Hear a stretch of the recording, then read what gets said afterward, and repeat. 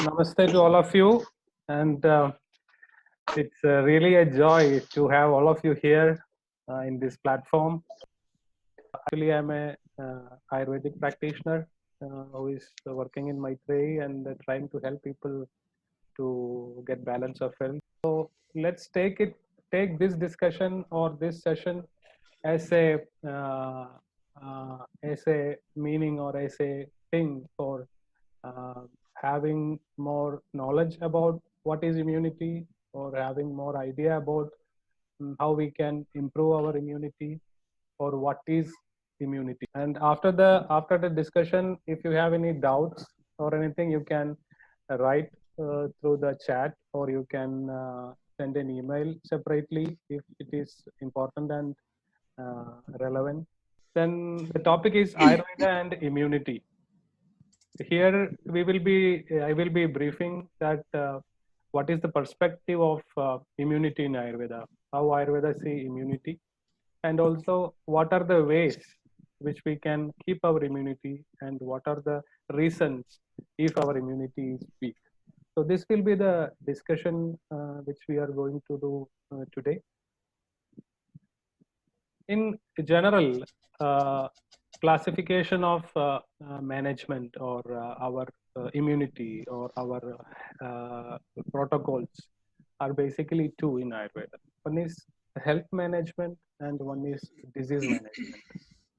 The difference of health management and disease management is that health management is basically taking care of ourselves not to get affected by anything or any kind of imbalance. We know we try for health, we do things to get health, we try to eat well, we try to do yoga, we try to do different things, panchakarma, purification, etc., etc. And then after gaining health or after getting the balance, what we are doing or what we are aiming to do. So most of the times, what we will do is that things which again makes us imbalanced. So that approach we should avoid. If we should really know with health what we are going to do, with health what we are trying to focus in our life. That's why Ayurveda is having a detailed explanation on what is health and how health can be managed, and also what you do with health. We know the purusharthas. Purusharthas are the focus or aim of life, which is dharma, artha, kama, and moksha. I hope you all know these terms, which is basically ethics, uh, possessions, and uh, pleasure, which is we are having by attaining things in a dharmic way, and moksha, which is liberation. And after gaining health, after having balance in our uh, body functions and mental functions, we should try to focus on these four aims, which is dharma, artha, kama, moksha. Instead of that, we are trying to attain, or we are trying to gain more things which are not in the form of ethical manners. It creates again imbalances. The health management is very, very individual, and that is the knowledge of that person, that is the interest of that person to how to manage his health, not to have an imbalance, to prevent ourselves from imbalance. So this is very important. Doctors and health practitioners have limitations to help in this. This is an individual responsibility which we have to do, and that will also bring immunity and preventive strength for us. Then the next one is disease management, which we have to depend on the practitioners or health people, which we have to depend on them, which we have to get advice on them, etc., etc. This is the classification of it. Then coming to immunity, you know the word immunity means in modern science. What the word immunity means? It is basically the defense mechanism. It is basically the power or the strength which helps to eliminate or kill the infections or any imbalance which is happening in our system. When it comes to Ayurveda, we cannot limit the term immunity in this manner. We have to think much more wide, because we know we are part of nature. We are not separate from our nature, Mother Nature. We are part of our nature. We are only an expression of our nature. So by only thinking about our body, by only thinking about our body functions or how antigen antibody reaction happens, in Ayurveda we cannot bring immunity. It is immunity, the formation of immunity in Ayurveda is related to many different factors. It's not two factors, it's many, many different factors which in Ayurveda the immunity is being explained. The word immunity in Ayurveda we call Vyadhi Kshamatva. Vyadhi Kshamatva. That is the Sanskrit word for immunity. Vyadhi means disease, any form of disease, mental disease or physical disease. And Shamatva means the strength to prevent such kind of disease or to overcome. Because you have a disease, a disease is approaching, an imbalance is approaching you, and you have the strength to prevent it. That is one thing. And the second thing is that you got a fever or you got a problem, how fast you can overcome from it, how fast your body get back into balance. This is also depending on how much Vyadhi Kshamatva or immunity we are having. So immunity consideration is here into two. One is preventing the imbalance, so we are not getting affected by flu or diabetes or any other kind of metabolic or non-metabolic diseases. And second thing is to prevent the progress of metabolic or non-metabolic diseases. You have diabetes, but how fast you can or how easy you can come out of it. You have blood pressure, how fast or how easy you can come out of it, or how you prevent yourself from not being affected by blood sugar or blood pressure. This all depends on Vyadhi Kshamatva, immunity, and this Vyadhi Kshamatva is depending on many other factors, not only one or two factors, many other factors, which we will be going to discuss. So you can see here the pillars which supports the life. In high level of understanding in Ayurveda, especially Charaka. Charaka is one of the author, Acharya, which have written the classic of Charaka Samhita, which is very difficult to understand because it is so much on the level of consciousness. It very much depends on the level of consciousness, how much evolved you are, that much you understand from that book. So that is the concept of Charaka, which is the ultimate of Ayurveda. And in Charaka Samhita, Charaka has mentioned three factors which are supporting our life. And these are the three pillars. If you consider our body is maintained or balanced by three pillars, or our life, not body, sorry, our life is supported by three pillars. These are the three things. One is Sattva. Sattva, you know, the term indicates mind. Sattva as a quality, but Sattva is also considered as mind. Then comes Atma. Atma is the soul. And third one is Sharira, the body. So these are the three main factors which supports our life. The quality of the mind, the quality and karma of the soul, and the balanced body function.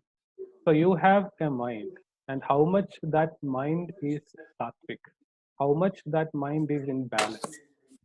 We have soul, or we are soul having a body, and what is the destiny and what is the quality and what is the karma of that soul, plus the body balance which is related to vata, pitta, kapha, and the seven tissues, saptadhatus. When these three things are in its optimum, there we have high chance of having good immunity. When these three things are not in balance, whatever precautions we take, whatever things we do, we don't have a chance of having um, immunity. So every thought is important to improve our immunity or manage our immunity. The quality of the soul which we have, which we are having from birth or even before birth, and what kind of situations we experience. This all depends on the quality of the soul. So quality of the soul decides whether you get infected with this virus or that virus, and the balance of the body or the body functional balance of Vata, Pitta, Kapha. When these three factors are joining together in a proper way, in a balanced way, we have immunity, we have capacity to defend, we have capacity to go beyond and to be invincible also. So this is the first thing which we need to understand. We need to think a little bit more open and wide, bringing these factors into our immunity. Why I am telling you this? Because what today is important, but what tomorrow is more important. So now we have this knowledge. Now we have this idea of having the quality of mind, soul, and body. We should work for that, not only just by eating good food or thinking like that, but all the factors which we can bring into our life, which improve the quality and balance of all these three factors, we should do to to make our immunity more strong and make our prevention capacity more strong. Then balanced mind, quality of soul, balanced body is immunity. This I have already explained to you. Mind and immunity, five factors which can make our mind go weak and imbalanced. One is the rajas. When it comes to rajas, we all know it is the kind of stimulator. It is the kind of activator. It is having the color of emotions. It is having the color of excitement. So without the involvement of judges, there is no disease happening. There is no imbalance happening. That is what Charaga is telling. Every disease or every imbalance in our body is initiated by the imbalance of rajas. So how much more rajas we have, how much more active our mind is, how much more imbalanced our mind is through the rajoguna, that much more our mind is having low immunity. Then comes tamas, which you all know, the heaviness or the dullness, which can also reduce the immunity of the mind, which can bring depression, which can bring a lack of motivation, which people don't have confidence to do. There is no joy in life. Everything is kind of black and blunt. Also, ignorance and negligence is so much involved with tamas. So when we have ignorance, how we can improve the strength of our mind? Then the three doshas which are involved, vata, pitta, and kapha. So in the body, vata is increased by excessive activity or adventurous activity. It affects the mind, and the immunity of the body and immunity of the mind both goes down. When the pitta is increased due to a situation where you are exposed into too much of hot weather or hot food, or even if you are into like a verbal fight or into a situation which increases a lot of tension in you, pitta will get imbalanced. That can increase rajas, the rajoguna in the mind, and also will reduce our immunity. And the third one is kapha. Kapha is very much needed for the balance of the body and balance of the mind. Many people consider having kapha is not good, but at the same time, without kapha, we will not be grounded, we will not be settled.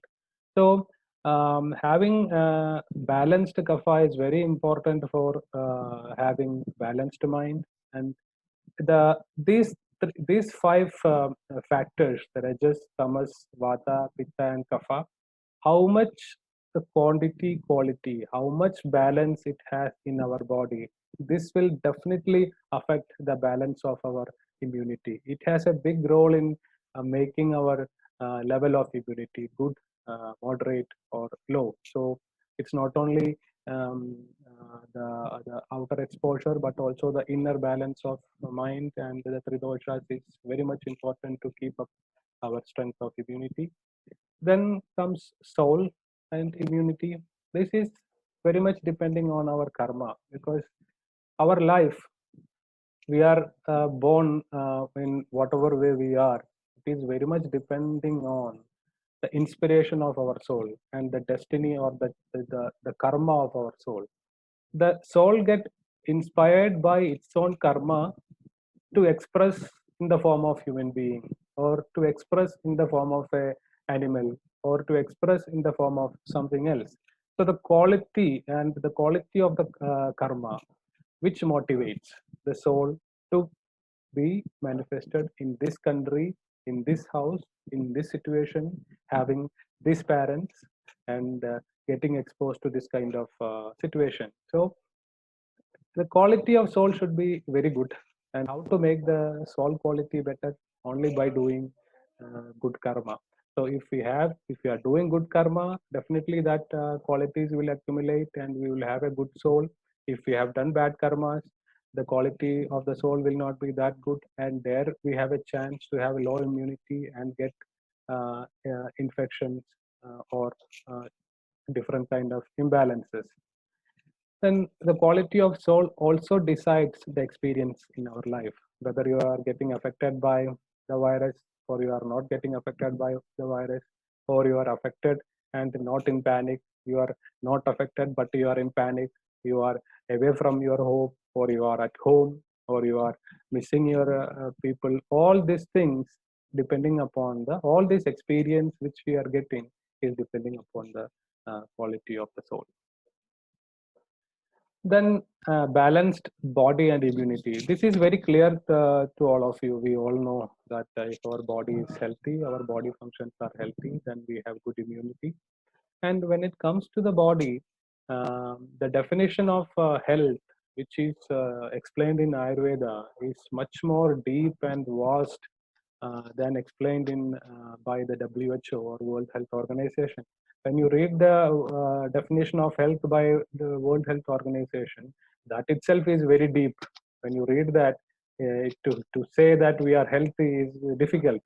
And when you come into Ayurvedic definition, it's much more deep and much more vast. It's not only related to body, it's also to the mind, it's also to the soul, it is also related to the senses, many different things like that. So to achieve that state of health, it is not very easy. I would say most of us are uh, saying that we are healthy, but I don't think we are completely healthy, because complete health is a different state.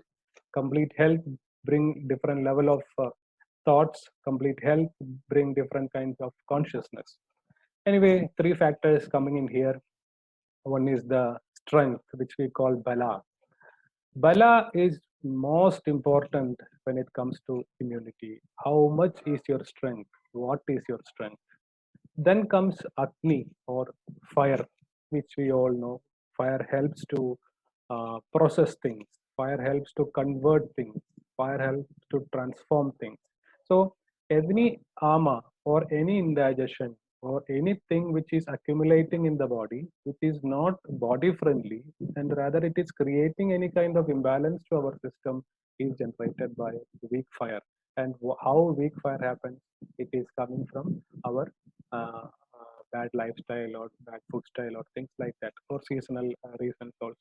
But having good fire really helps to process what we get exposed.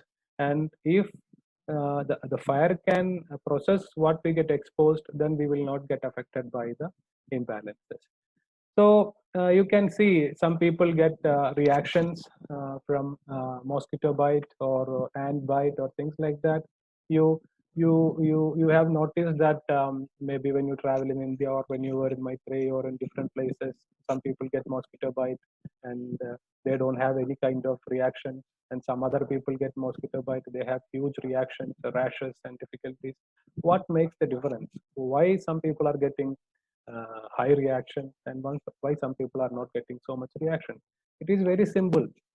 When a mosquito or when anything externally is touching our body or our body is getting exposed, that exposure is not able to, our body or our fire is not able to completely process that exposure. So mosquito is biting, that means some foreign particle is entering into our system. And when that foreign particle is entering into our system, whether our fire is strong enough to process that foreign particle and separate it from our circulation or from our body and remove it into the elimination. If our fire is strong enough to do that, then we will not have high reactions or oversensitivity to the mosquito bite. At the same time, if we don't have that much fire, you will not be able to process a foreign particle or a foreign body. Then it will leave in the body as toxin or indigestion. And when toxin or indigestion is in the body, body will try to remove it outside.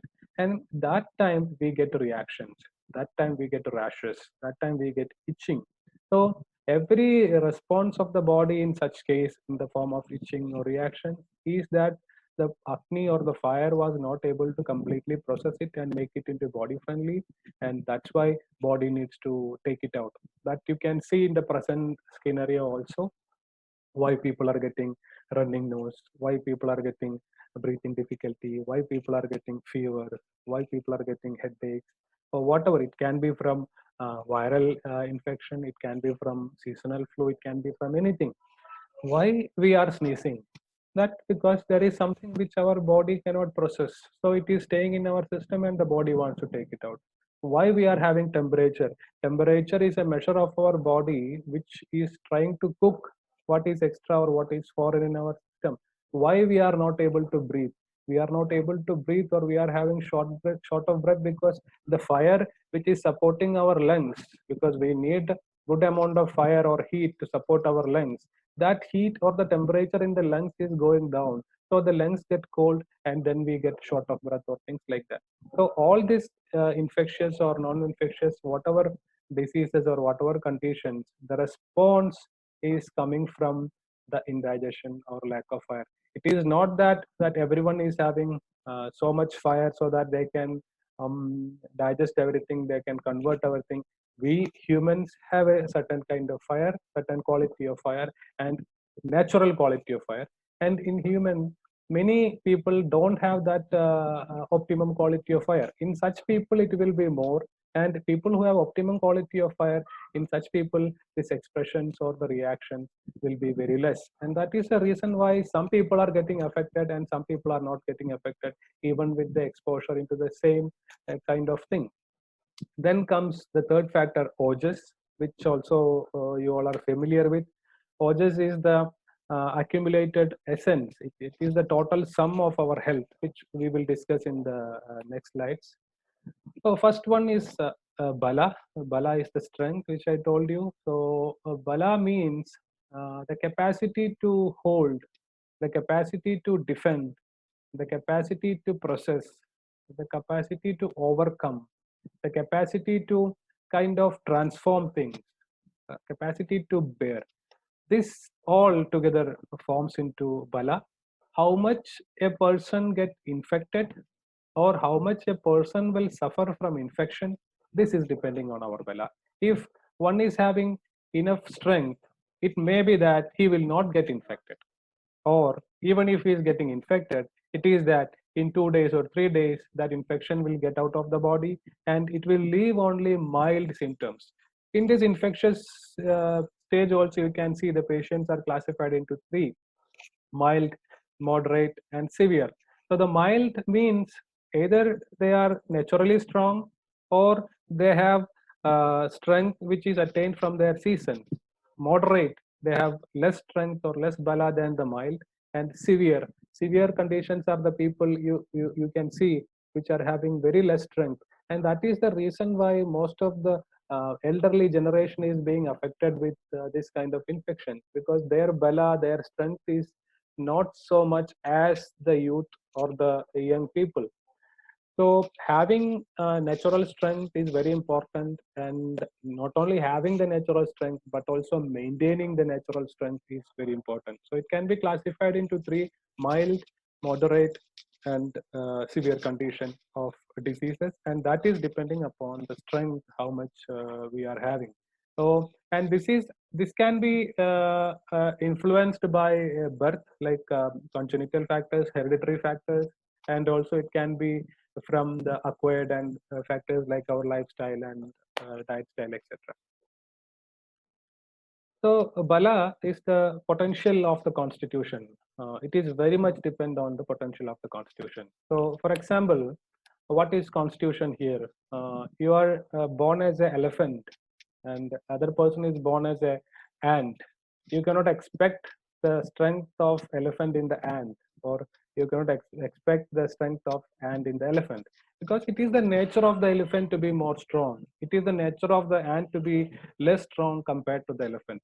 So human body, when we are born as human, we also have a specific amount of strength which we have, and that also vary with our constitution. For Vata people, how much strength? For Pitta people, how much strength? And for Kapha people, how much strength?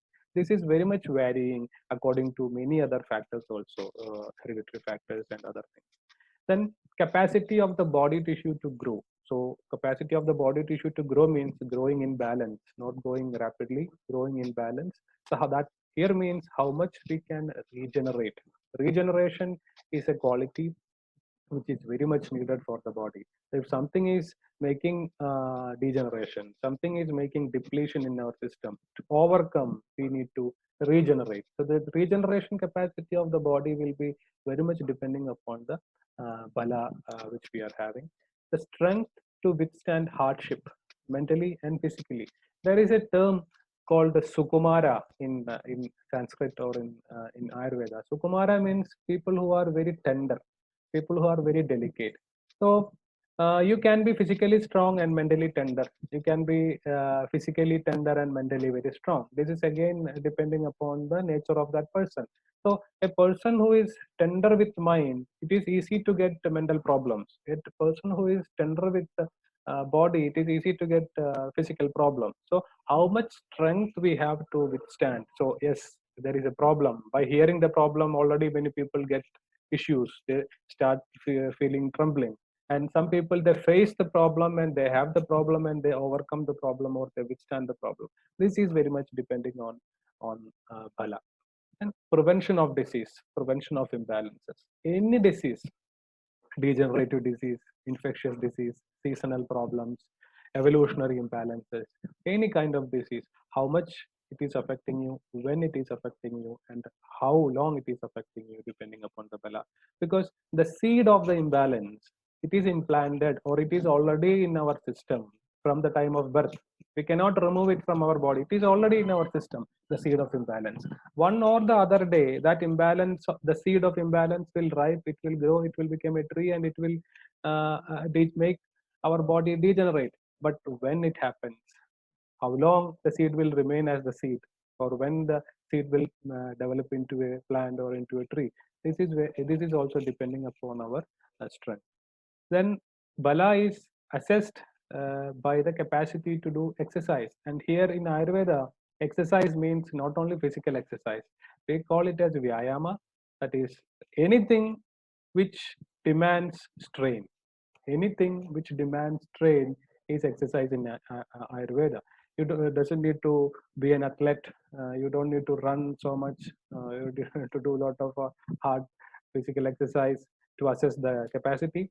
Any activity which causes strain, mental or physical strain, and how this person is responding to the strain. It From that we can assess the strength of the person or the bala of the person. Bala is again three types. One is sahaja bala, one is yuktikrita bala, and third one is kalaja bala. So sahaja bala is the inherent resistance which we get from our one second, yeah.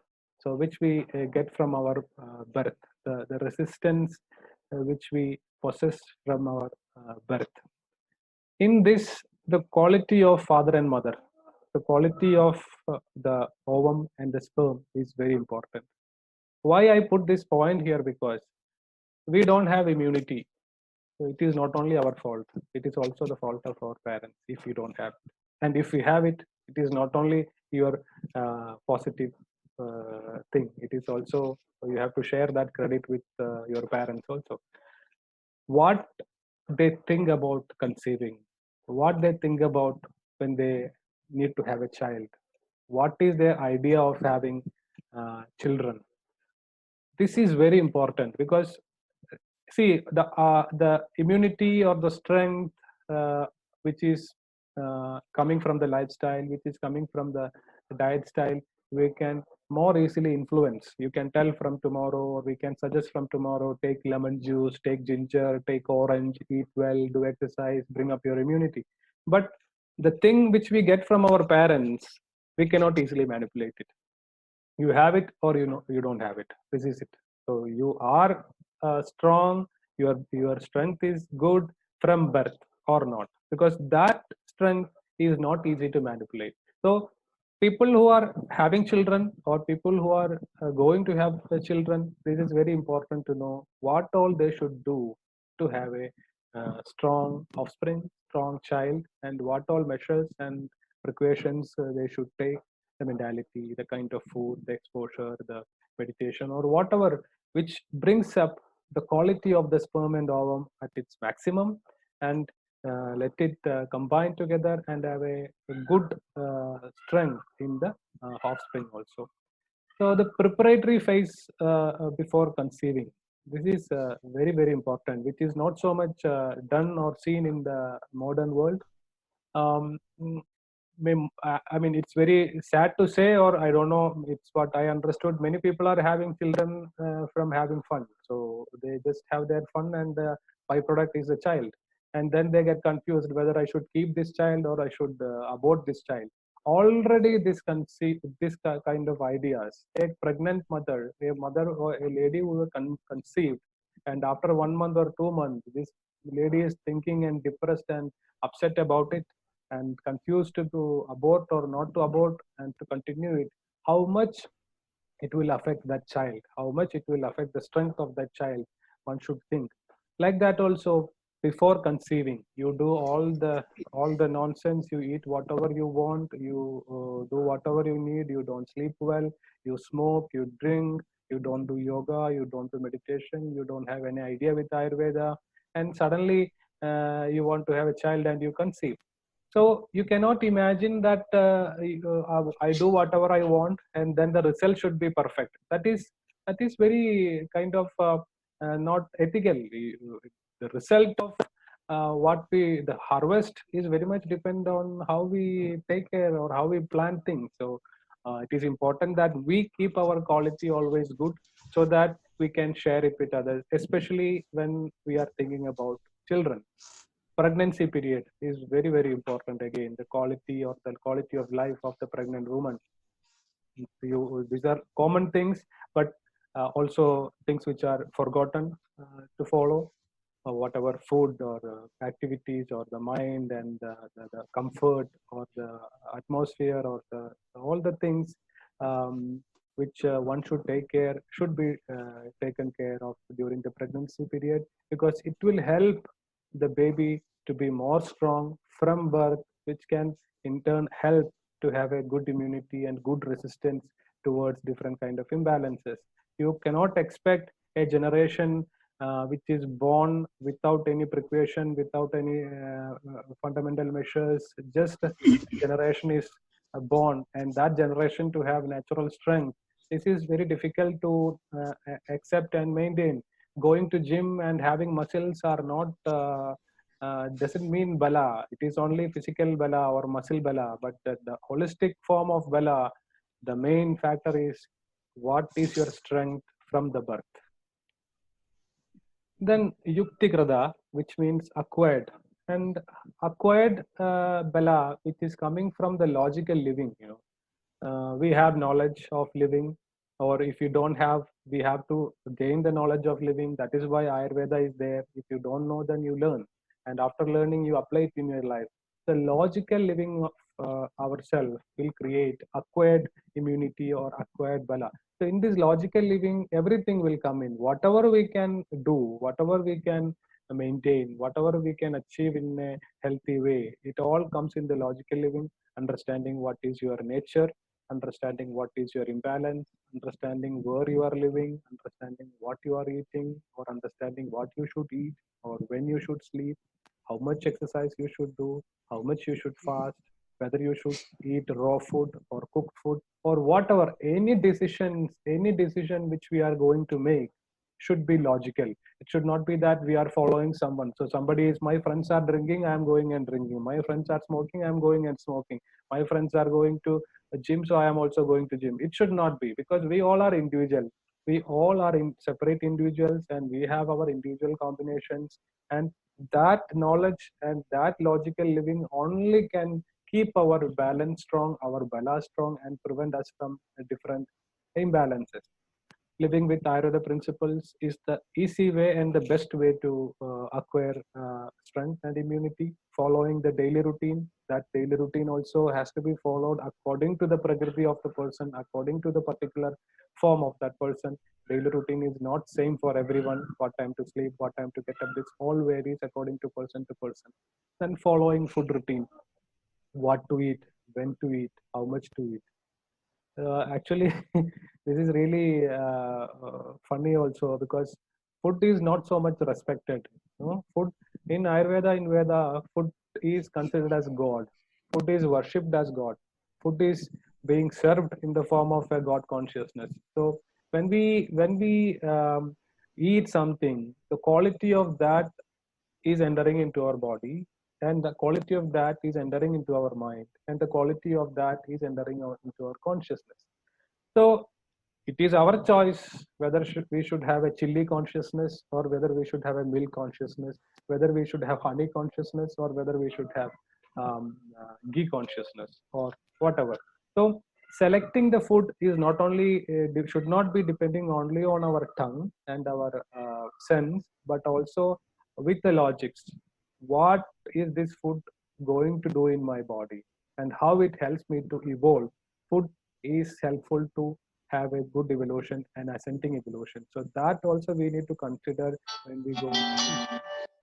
Then detoxing. Detoxing is very important, because even if we eat well, and even if we have our daily routine properly, still with the season, with the evolution, with age, we can get into different imbalance. So you are born strong from birth, but what is your what is your body strength from birth to puberty, and from puberty to middle age or menopause, and from menopause to the end phase? It is different. So there it creates imbalance. That shift, that phase shift, create toxins and imbalance. Day and night it is changing. So the junction of day and night, the sandhya we call, it can create imbalances. The seasonal changes can create imbalances or toxins. So it is important that we not only follow daily routine and food routine, we also do detoxification once in a while. How much it is needed, when it is needed, this is again individual and personal, but it has to be done once in a while to clean our system, so that the body can have the acquired strength or immunity in its maximum.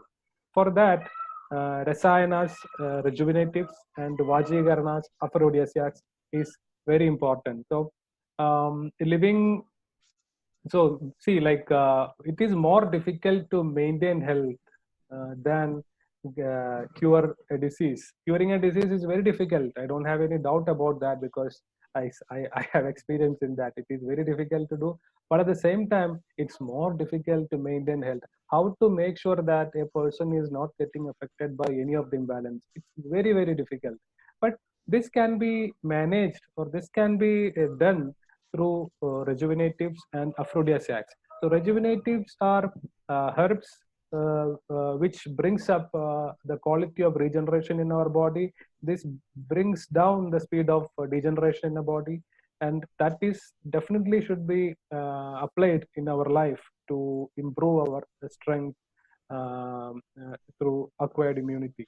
Then Vajigarna, aphrodisiacs, this is more related to people who are having family life, or who are not brahmacharis, or who are not so much into that line. People who are indulging in physical relationship and sexual activity, it is a must that they should follow the application of Vajigarna or aphrodisiacs in life, because with sexual relationship you are losing a good amount of energy, good amount of strength, good amount of body tissues, good amount of urges, and with just by having normal food, it's not going to come back. So having aphrodisiacs is also very important to bring back our strength. Then Kalaja. or age and seasonal. So Bala, as I told you, it is classified. I mean, different phases are there. One is the childhood phase, one is the adult phase, and the old phase. So the Bala also changes according to this phase. The expression of Bala, the strength or the strength of processing, the strength of withstanding, this all changes in these three phases. So balancing these three phases is very important. A child, what is the measures or what are the things should be done to maintain the strength of the child? What are the food which is good for the child? This should be really understood, and that should be given to the child. Activities, food, and different things. When you become adult, the demand of the body is changing, and what is good for you, what is not good for you related to food and activity should be considered and should be taken. Also in the old age, which is getting into a degenerative state. So what more is needed to make the elderly age more balanced and with the good strength also should be considered. Every season change create immunity problems. You can see in spring it is more evident. Like every junction of seasonal changes, 15 days of the last season and 15 days of the coming season. This is the junction of season. This is the phase of junction of season where people will start getting different imbalances, because these seasons are changing the or fluctuating the quantities of vata, pitta, and kapha in the body. It is not because of allergy. If you are sneezing, don't put only allergy into our mind. It is also that vata is imbalanced, or pitta is imbalanced, or kapha is imbalanced. So in winter, what is the quantity of what is the behavior of vata? In summer, what is the behavior of vata? This all is entirely different, and it changes season per season. So following that and balancing our vata pitta kapha according to our season is also very important. What we eat today I'm taking almonds and millet porridge in the morning, and I'm taking it 365 days throughout my life. This is not good. We have to add something or remove something according to the season. For example, almonds are very heating. Almonds are very heating. So in winter you can have it, but in the summer, better you don't take almonds. So that kind of fine adjustments should be done to maintain our bala.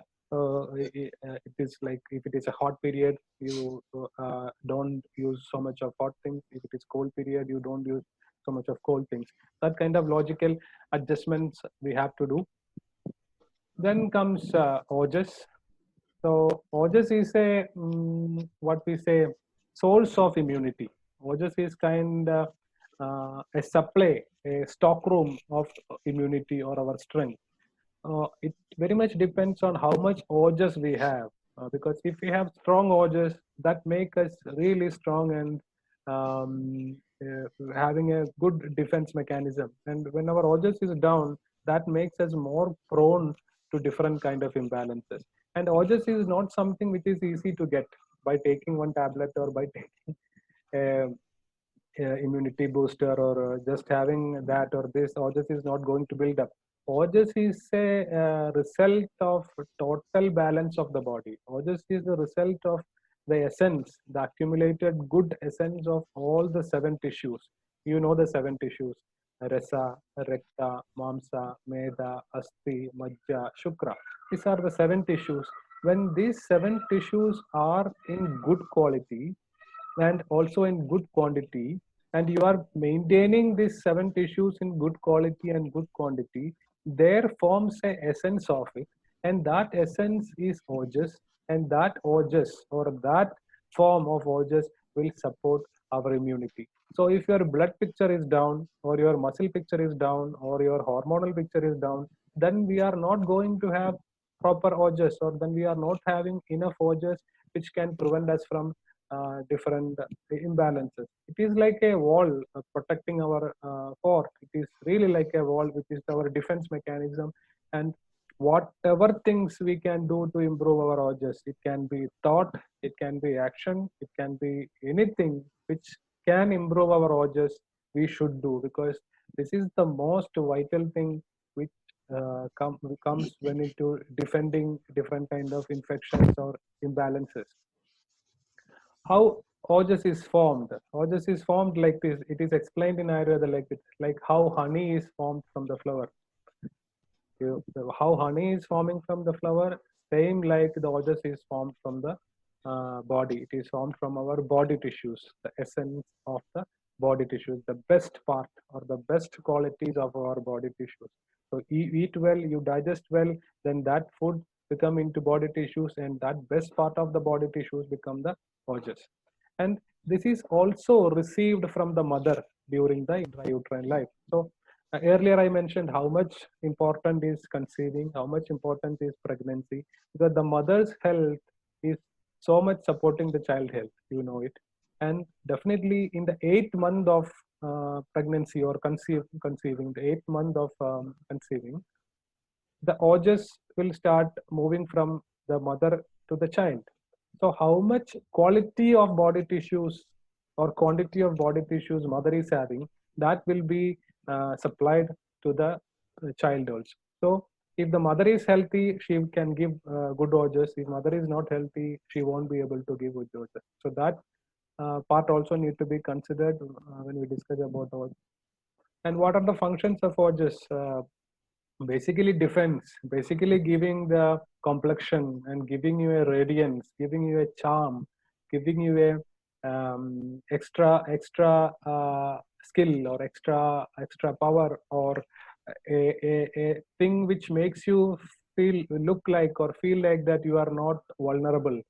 When many people sneeze with different problems, you don't sneeze because you have good ojas. When you many people get fever, you don't get fever because you have good ojas. So these all are the functions of ojas, and this should be really taken care of, or this should be really managed or improved to make us strong and not prone to different kinds of infections. I mean, not only like infections, but also mental imbalance. So why we are getting anxious, why we are getting nervous, why we are getting frustrated. Basically, the anxiety and nervousness and the fear. If you have fear or you have anxiety, you have nervousness, it is because you have low ojas. If you have good ojas, then this will not affect you so much.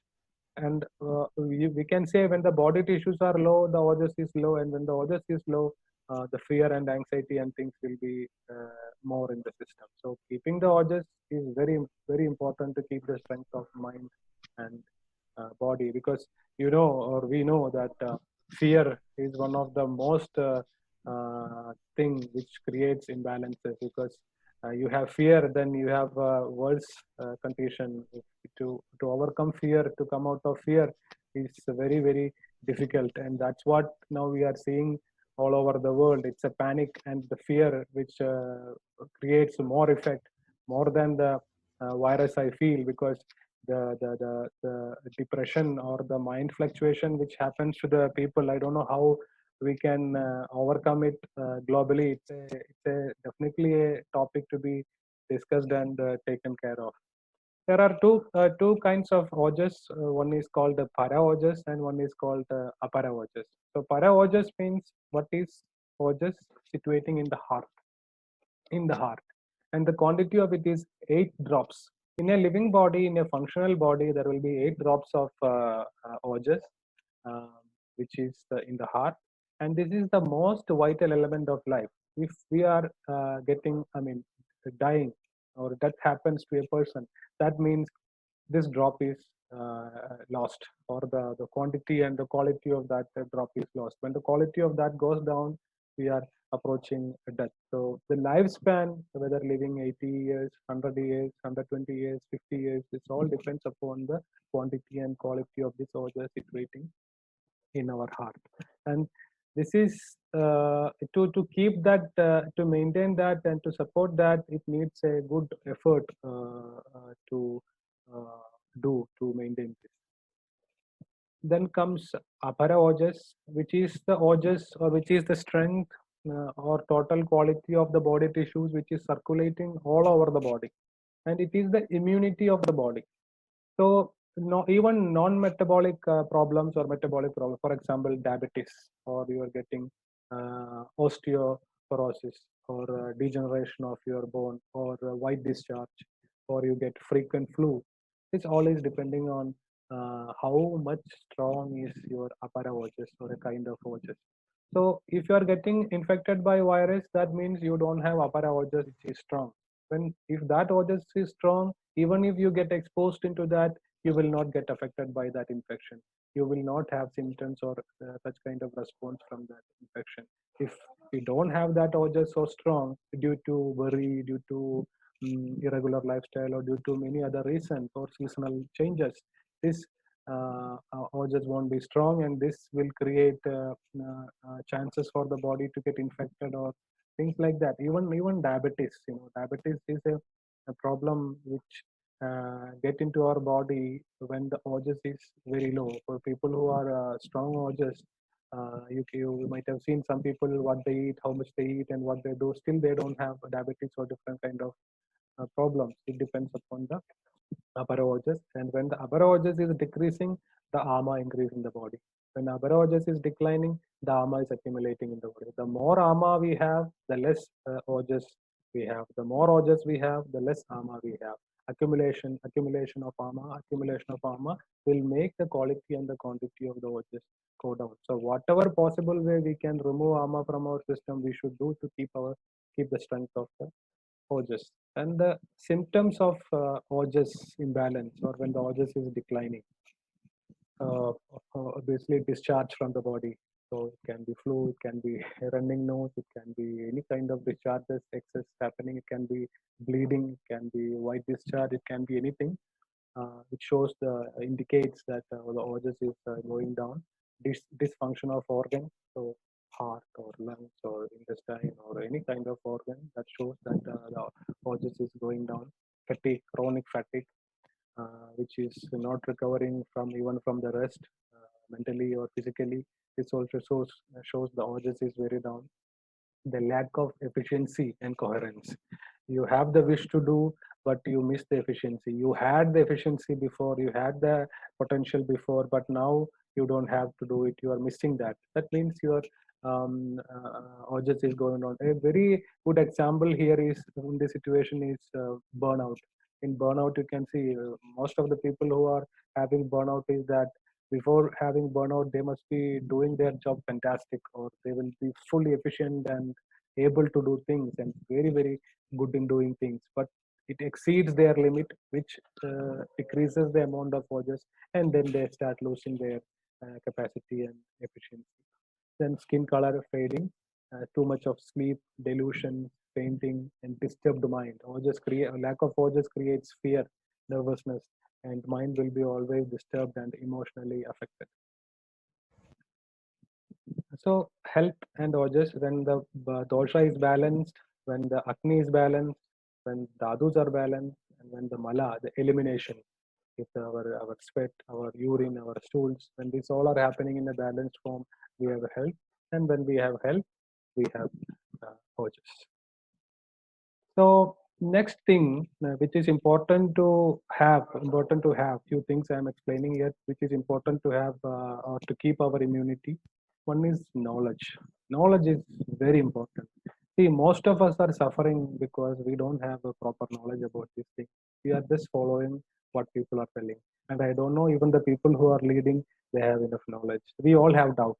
We all have doubt, even though we are accepting and agreeing with whatever they have been telling, but we still have doubt. And when we think, the doubt is coming up more. So the first and most important is knowledge. The knowledge about what is good, what is not good, and knowing the user and knowing the used item. So we simply follow. If somebody is telling to take honey and hot lemon in the morning, which is helping to increase the immunity and the detox the body, or you take one big glass of smoothie with that and this, and it will help to improve the immunity. Somebody will tell in the group of our friend, and then all the people in that group will start using that. And one article also will come on that smoothie or that honey and lemon, and then that also will be a reason for many people to use that. I'm not against article writing, or I'm not against this kind of recommendations. It is not their fault also, because if I get a result from ginger water, it is normal that I share it with my friends. But we should have a common sense that Whether that application which was helping my friend is okay with me, or is it going to help me.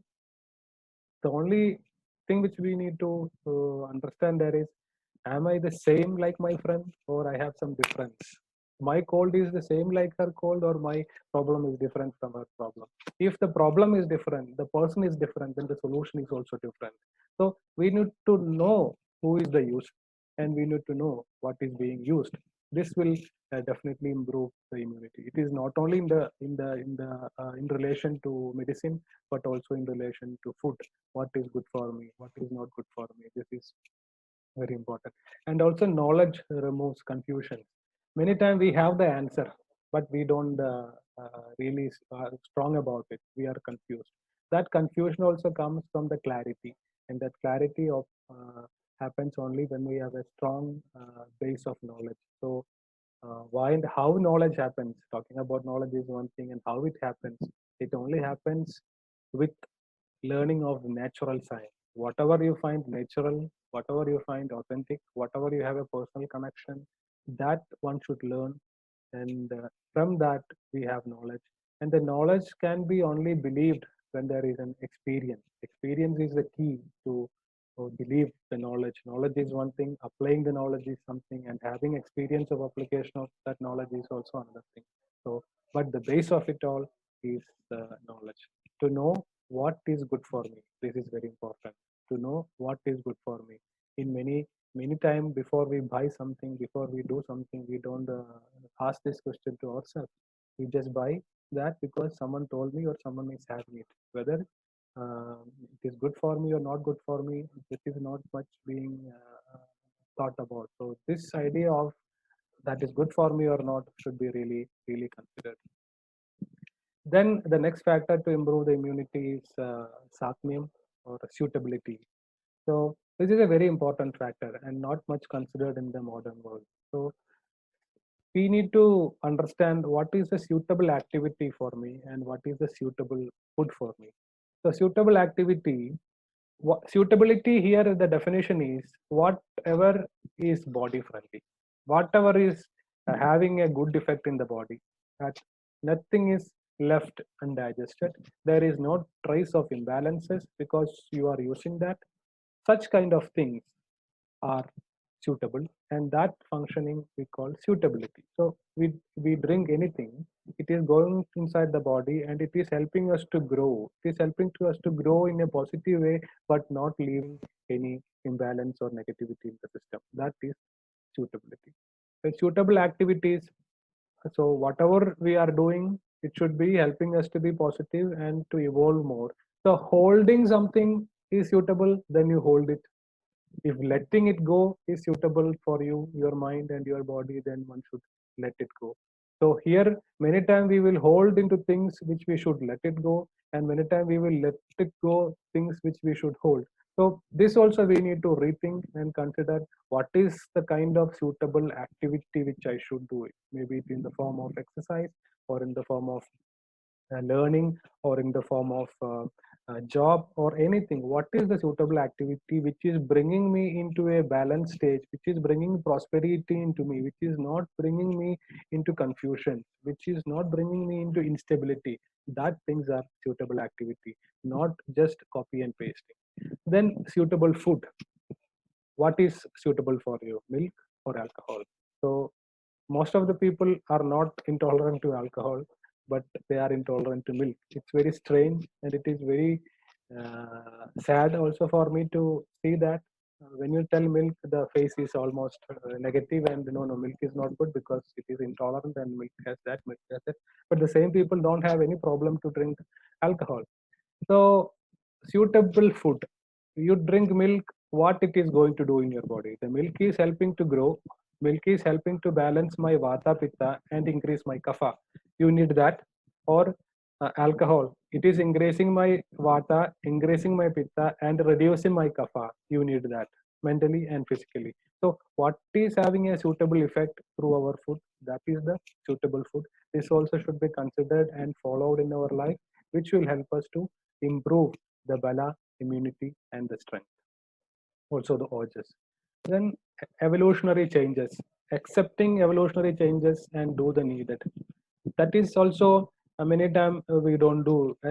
We have a standard way of living, and we live it like that when we are 25 and when we are 80 also.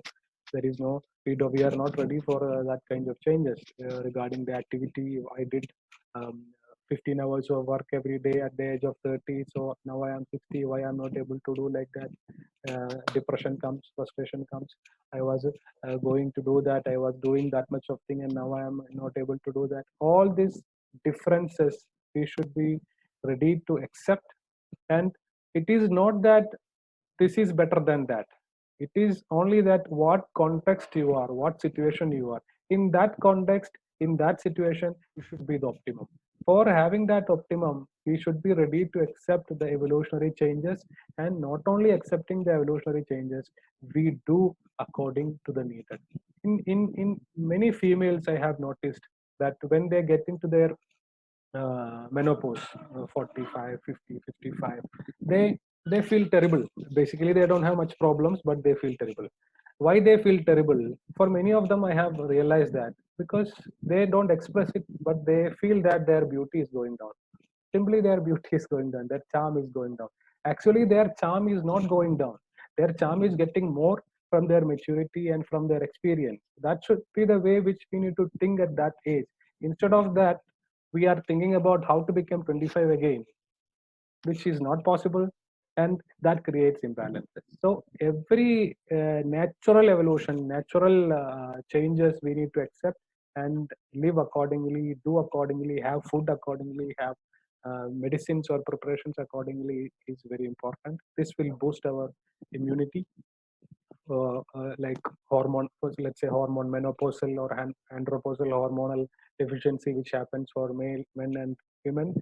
Understanding that and supporting that from the age of 40, 45 is what we need to do, rather than being 55 or 60 and complaining about it. Then seasonal changes, again, we need to understand. As I told you, from winter to spring, many people get infections, many people get allergies. It can be prevented if we accept that this is a seasonal change, and I need to make changes in my diet style. I need to make changes in my food style, and I also need to take something which is improving my immunity. If we do that in winter, then you will have less chances of getting affected with allergies in the spring. Then also the life graph is changing, which is the Vata phase, Pitta phase, and Kapha phase, which we know.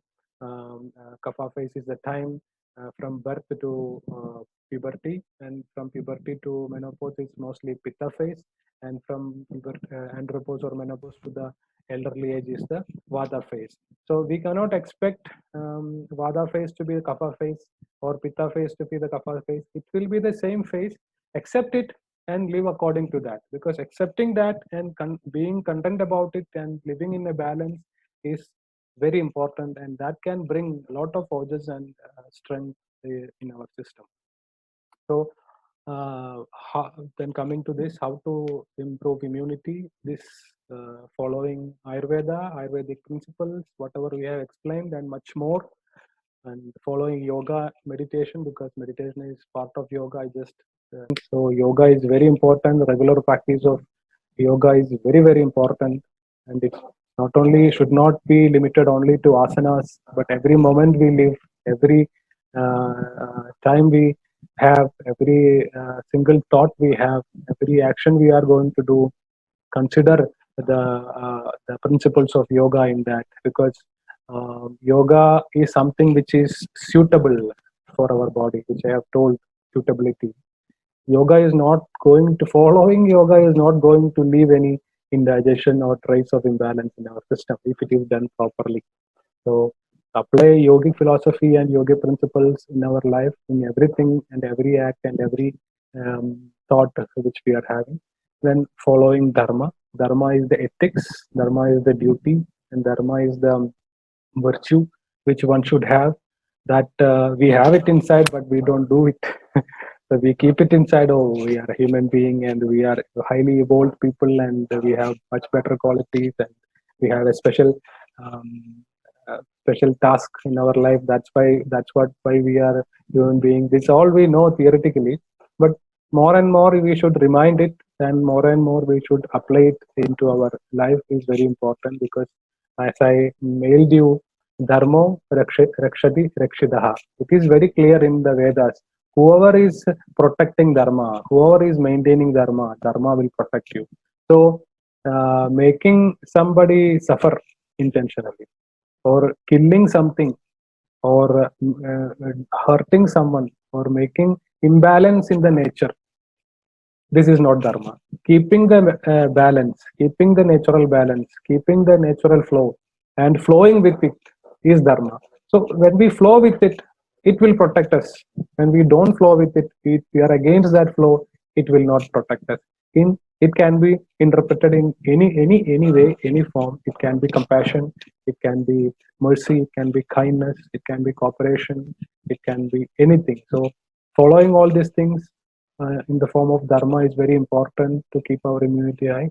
And moreover, being sensible, having a sensibility that what is this, what is that, what is good, what is not good, and how I should focus my physical energy and mental energy to live. This is very important to have a strong immunity. And this is very general: how to improve immunity: compatible food, a suitable activity, avoiding indulgence, too much of indulgence into anything. If it can be mobile, or it can be exercise, it can be food, it can be anything, sex, anything. This will reduce our immunity. So Ayurveda clearly telling, Charaga and Vagbada, everyone clearly telling, do things in the middle. Don't go to the extreme of things, because if we go to the extreme of things, then it is difficult to keep the balance. One side will be always on the higher, and one side will be always on the lower. So if you want a balance, do things in balance. This is very important, not to be in the extreme.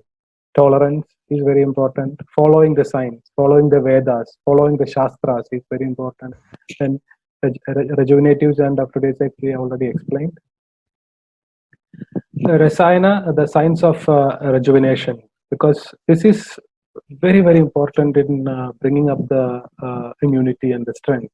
And this is a very unique concept which no other science or no other branch of science is having. They all have problems and solutions, and there is nothing which brings in a state that there is no problem. So Rasayana is something which is very unique in Ayurveda, which is preventing our aging process, or slowing down, not preventing, slowing down our aging process. It brings up the refreshing cells. It keeps the cells always fresh, and it removes the tiredness, the wear and tear of the body. With time, any machine, any body, any function get wear and tear. Any organ will get wear and tear. So preventing that wear and tear, rebalancing it, this is very important, and the rejuvenation can do that. So rejuvenation means applications in the form of food, medicine, or activity, or behavior, or contact, which can bring the aging factor slow down, to bring the cellular ability more functional, more active. This is what Rasayana is. It takes a lot of time to explain Rasayana in detail, but we can do in some other time. And factors which reduces immunity, of course, irregular routine, because irregular routine means body get confused. Irregular routine means vada is getting imbalanced. So you eat today this time, you sleep tomorrow that time. It changes every day. Your mood is changing, your wishes are changing, your desire is changing. This creates increased vata, and that reduces the strength and the urges of the body, and make the body into confusion. Body will lose its capacity to understand what is good, what is wrong. So don't do irregular activities as much as possible, and extreme activities. Also, there are many people who are very adventurous. You can see the picture slide there. A person who is trying to lift heavy weight, which he is not able to do, but he is somehow trying to push it up. So it can be climbing, it can be asana practice, it can be running, it can be anything.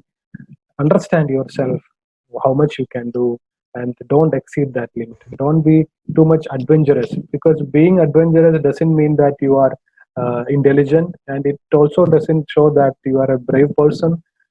It's a false concept. So be normal, and don't be too adventurous, and don't go into extreme activities, which also reduces immunity. Wrong food, of course, with a combination of wrong combination of food also reduces the immunity. Too much indulgence, which we have told, and the rajas and tamas, which is the mind quality, increase of that also will reduce the immunity. Then a few additional factors, uterine health of our mother, I have explained. Nutrition after birth is very important because in Ayurveda, it is explained from the day one of birth what should be given to the baby. What are the immunity boosters which is good for the baby? What are the kind of food which is good for the baby? All, not only for babies, but through all age it is told. So nutrition after birth is very important. Then kapha constitution, generally they have more immunity. Generally they have more strength, but it should be balanced kapha. And mind should be dominated by sattva guna, which is the positivity, not by the rajoguna and tamoguna, which is the aggressiveness or the ignorance. Mind should be dominated by the sattva guna by doing and seeing and listening to sattvic things. Good karma, it is important. Try to do good karma. Try to do karma with good intentions at least. Then doing yoga, doing meditation, it helps. This is, I'm not going into this because immunity boosters, there are many things which can be explained, but it is again very individual. So having that in the morning, this I brought into an example to tell you that a general suggestions are not so much. It's okay, it's not bad. You drink amla juice, it is not going to affect you badly, or you drink tulsi, it is not going to affect you badly, or lemon juice and things like that. But to make a prescription of which increases your immunity, to boost your immunity, first we need to know what you are, right? What is your condition and what kind of things we are missing, that kind of things which we need to improve. So assessing it properly, then you can then one can recommend any kind of solution. So simply by telling to take that, to take this, it is a general advice, which is not bad, but many times general advice is not enough. We need customized advice or specific advice to the person to clearly improve the immunity. Then also it is important that we try to eat all the 6 tastes, because most of the time we are using sweet, salt and sour. All the other tastes we somehow bitter, nobody wants. Astringent, nobody wants. So having this 6 taste helps a balance of 3 doshas, and these 3 doshas we know help the body functions. Then exercise is very important. Sleeping on time is very important. Spending some time with good people, this is also very important, which is called the satvrata in Ayurveda or Veda. Spending some time with good people, that however you can, through Facebook or through social media or directly, or however, people who can bring positivity, people who are sharing positive things, people who are motivating, people who are having good vibration. Spend time with such people, which will also improve our health and immunity. Then doing panchakarma, which you all know, that cleansing programs and panchakarma programs are very necessary to clean the toxins and prevent our body from different kind of degeneration. So that also should be followed. And coming into the conclusion, so these are the 3 factors. One is manobala, the strength of the mind. One is atmabala, the strength of the soul. And third one is sharira bala, the strength of the body. So these 3 things, what all we can do to keep the strength of these 3 factors we should do. Because as I told you, our aim is not just material.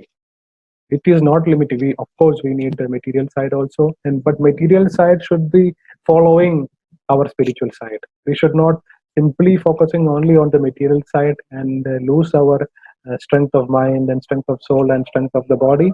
So our primary aim is to take care of ourselves, make our body into a sattvic and into a balanced nature, because it is an automobile for our soul, and that automobile or that medium we refine it better and use it to evolve ourselves, because body is very much important to evolve. We need to apply your ayurveda into our life and make our platform, the body, senses, mind, stable and healthy, and use that body, use that energy of the body to apply yoga and meditation into ourselves, which will help us to evolve, which will help us to ascend, because there are 2 kinds of evolutions: ascending evolution and descending evolution. So anyway we will evolve. It depends on our activity. But if we want to evolve in an ascending manner, it is better we try to keep our strength of the mind, the quality of the soul, and the strength of the balance of the body also, by all means, anything, just to move, just to get up, just to drink that, just to talk like this, just to meet a person, any small decision, any big decisions, considering all these things we do, this will help us to bring into a stability and a stage where we are immune. And also we need to consider, body is called sharira. Sharira in Sanskrit is that which is degenerating. Sharira means, the meaning is which is degenerating. So it is sure that the body will degenerate one day, but that degeneration also should be in a balance. It should not be radical. It should be in balance. So such balance is what we need to find, and for that, Ayurveda we need to follow, yoga we need to follow, and whatever possible means we have, we should follow. So with that, I think I've covered most of the part. Wanted to share with you that.